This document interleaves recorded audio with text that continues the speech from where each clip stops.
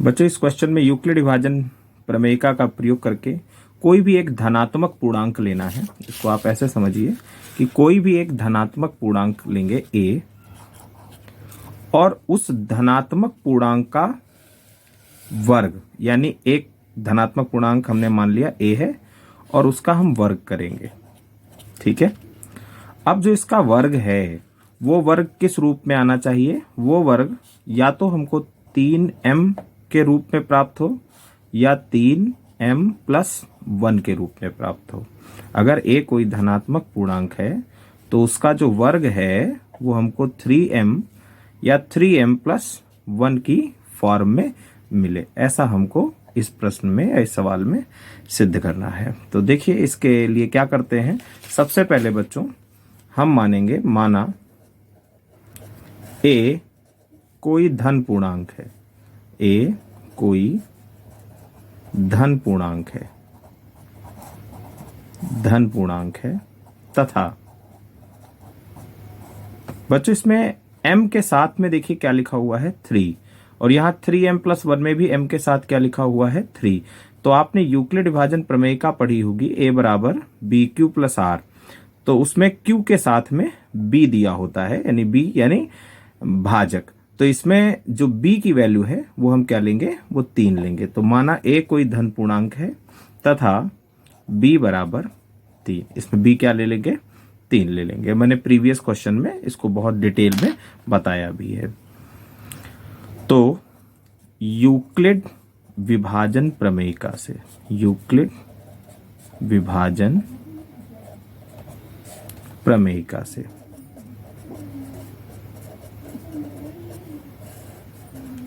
बच्चों, यूक्लिड विभाजन प्रमेयिका क्या कहती थी कि अगर हम कोई धन पूर्णांक a लें और उसको किसी दूसरे धन पूर्णांक b से भाग करें तो दो अद्वितीय पूर्ण संख्याएं q और r हमको इस प्रकार प्राप्त होंगी कि a बराबर bq+r, जहां r यानी जो शेषफल है वो क्या होगा, वो 0 होगा या 0 से बड़ा होगा, लेकिन भाजक से हमेशा क्या होगा, छोटा होगा। ठीक है। जो शेषफल होता है वो शेषफल 0 होगा या 0 से बड़ा होगा, लेकिन भाजक से छोटा होगा। तो यहां भी हम यूक्लिड विभाजन प्रमेयिका लगाएंगे बच्चों। तो a बराबर bq+r, और r क्या होगा, 0 होगा या 0 से बड़ा होगा, लेकिन भाजक से छोटा होगा। यहाँ b हमने क्या माना है, 3, तो जहां पर b है वहां पर हम क्या ले लेंगे, 3, और 0 less r equal to r less than b की जगह पर क्या ले लेंगे, 3। पहले भी बच्चों मैं आपको बता चुका हूं कि अगर भाजक 2 है तो शेषफल क्या आ सकता है, 0 या 1। अगर भाजक 3 है तो शेषफल क्या हो सकता है, इसी कंडीशन से, इस वाली कंडीशन से अगर हमने भाजक ले लिया 3 तो भाई शेषफल क्या होगा, 0 होगा, या 0 से बड़ा तो 1 हो सकता है, और क्या हो सकता है, 2, लेकिन भाजक से छोटा होगा। भाजक क्या है, 3, तो इतना बड़ा नहीं हो सकता कि वो भाजक से भी बड़ा हो जाए। अच्छा, अगर भाजक हमने 4 लिया है तो शेषफल क्या होगा, 0, 1, 2, 3। अगर हमने भाजक 5 लिया है तो शेषफल क्या होगा, 0, 1, 2, 3, 4। ठीक है। तो इस केस में क्या है, इस केस में भाजक हमारा कितना है, 3, तो r बराबर क्या होगा, यानी शेषफल क्या हो सकता है, 0, 1, 2 रखने पर। तो r बराबर 0 पर, सबसे पहला केस लेंगे r बराबर 0 पर। तो r बराबर 0 पर देखिए, तो यहाँ a बराबर 3q+r की जगह क्या आएगा, 0। तो बच्चों हमें क्या मिल गया, 3q में 0 जोड़ेंगे तो क्या मिलेगा, 3q। लेकिन हमें क्या करना है, हमें पूर्णांक का वर्ग सिद्ध करना है। पूर्णांक का वर्ग किस रूप में लाना है, 3m या 3m+1 के रूप का।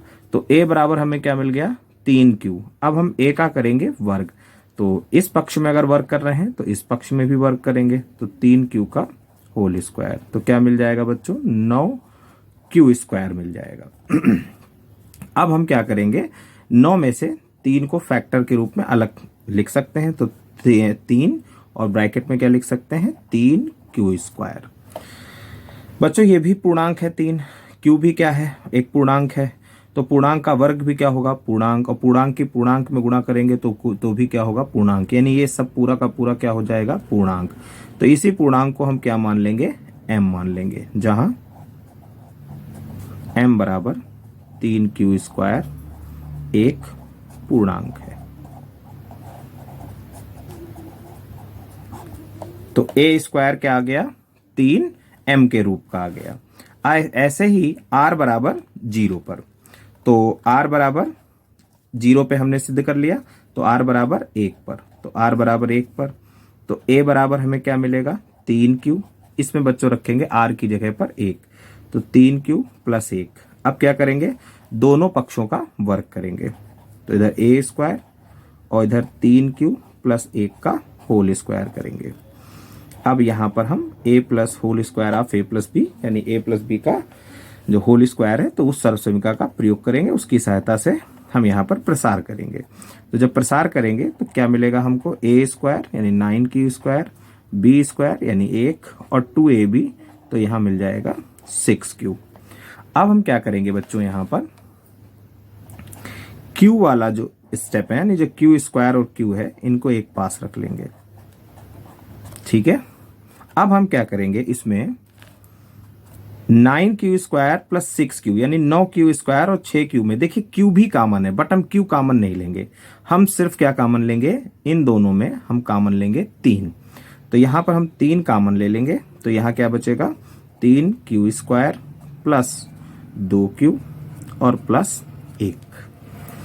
बच्चों यहां पर अब जो ये ब्रैकेट में बचा हुआ है ना 3q² + 2q, इसको हम m मान लेंगे, इसको हम क्या मान लेंगे इसको हम m मान लेंगे। तो इसको मैं यहां आगे कर दे रहा हूं, तो a² बराबर फिर से ये सब क्या है ये सब पूर्णांक है, पूर्णांक का वर्ग पूर्णांक होगा, 3 से गुणा करेंगे जो भी पूर्णांक है तो ये भी पूर्णांक, ये 2q भी क्या होगा पूर्णांक, पूर्णांक में पूर्णांक जोड़ेंगे तो वो भी क्या होगा पूर्णांक होगा। तो इस पूरे ब्रैकेट को हमने मान लिया m और प्लस क्या हो जाएगा 1, जहां m क्या है कुछ नहीं, जो आपने जिसकी जगह m माना है उसकी जगह आप लिख देंगे, जहां m बराबर 3q² + 2q एक पूर्णांक है, एक पूर्णांक है। तो देखिए r बराबर 0 पर हमें क्या मिला था a बराबर 3q मिला था, और जब इस a का हमने वर्ग किया तो हमको किस फॉर्म में मिल गया, ये a का वर्ग यानी धनात्मक पूर्णांक का वर्ग किस रूप में मिला 3m के रूप में। और जब हमने r बराबर 1 लिया था तो हमको a क्या मिला 3q + 1, और जब हमने इसका वर्ग किया तो ये फिर से हमें किस रूप में मिल गया 3m + 1 के रूप में मिल गया बच्चों। अब एक केस और है r बराबर 2, इस पर भी देख लेते हैं। तो r बराबर 2 पर, तो r बराबर 2 पर देखिए बच्चों यहाँ r बराबर हम 2 रखेंगे, तो a बराबर क्या मिलेगा 3q + 2। तो फिर से हमें इसका वर्ग करना पड़ेगा, फिर से दोनों पक्षों का वर्ग करेंगे। तो जब फिर से दोनों पक्षों का वर्ग करेंगे तो यहां पर एक आइडेंटिटी यूज करेंगे whole square of a + b, और उसकी सहायता से यहां इसको एक्सपेंड करेंगे, इसका प्रसार करेंगे। तो यहां आ जाएगा 9q² + 4 आएगा प्लस 2ab, तो 3 2 जा 6 2 जा 12, तो यहां पर आ जाएगा 12q आ जाएगा। अब बच्चों इसमें इसको स्टैंडर्ड फॉर्म में रख लेंगे, नहीं सबसे पहले स्क्वायर वाला टर्म, फिर q वाला टर्म, और फिर यहां पर हम क्या लिख लेंगे 4 लिख लेंगे।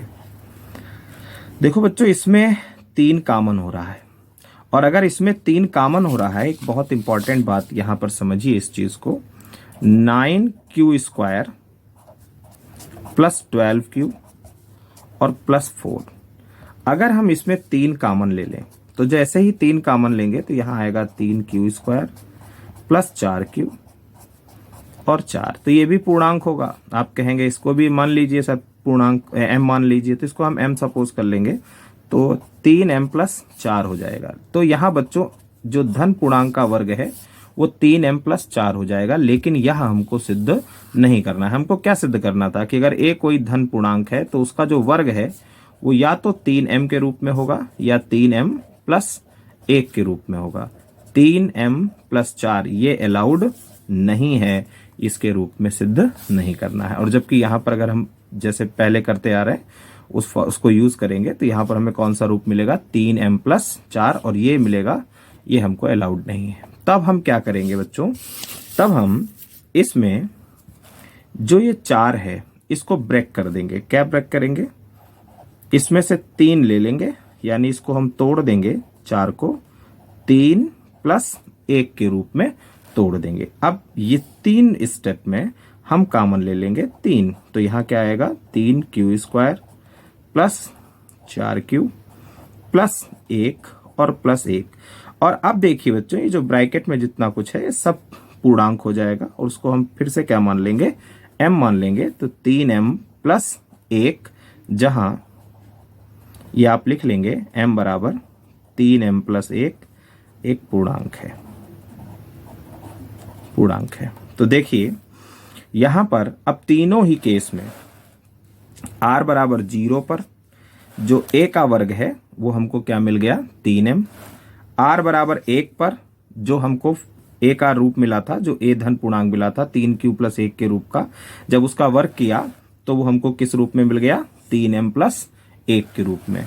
और r बराबर 2 पर, यानी तीनों ही केस में, तो जो a मिला था वो क्या था, 3q + 2, और इसका भी वर्ग हमें किस रूप में मिल गया, इसका भी वर्ग हमको मिल गया 3m+1 के रूप में। तो कोई भी धन पूर्णांक a अगर है तो उसका वर्ग हमेशा किस रूप में मिलना चाहिए, 3m या 3m+1 के रूप का होना चाहिए। तो इन तीनों केसेस से हमने यह सिद्ध कर लिया। तो इसमें लास्ट में आप लिख लेंगे, आप लास्ट में, मैं जगह नहीं है तो मैं यहां पर लिख दे रहा हूं, लास्ट में आप यहां पर लिख देंगे, अतः किसी, ये बिल्कुल लास्ट में आप लिखेंगे इसको, अतः किसी धनात्मक पूर्णांक का वर्ग 3m या 3m+1 के रूप का होता है। ये कंक्लूजन है, ये लास्ट में आप लिखेंगे इसको, होता है, जहां m एक पूर्णांक है। ठीक है, उम्मीद है आपको ये समझ में आया होगा।